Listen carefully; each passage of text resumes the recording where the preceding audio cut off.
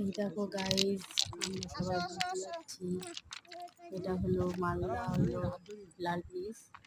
এখন সবাই বলে সাদা ব্রিজ, তবু আমরা বলবো লাল ব্রিজ। এখানে পার্থক্য নিয়ে আমরা ঘুরতে এসেছি। তোমরা কে কে এখানে এসছো সবাই বলো, ভালো লাগলে নিশ্চয়ই কমেন্ট করে বলো। আর কে কে এখানে এসছো বলে দিও কমেন্ট করে। টাটা।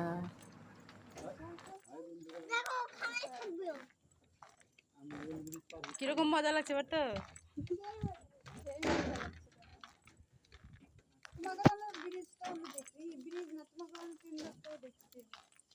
ব্রিজ দেখে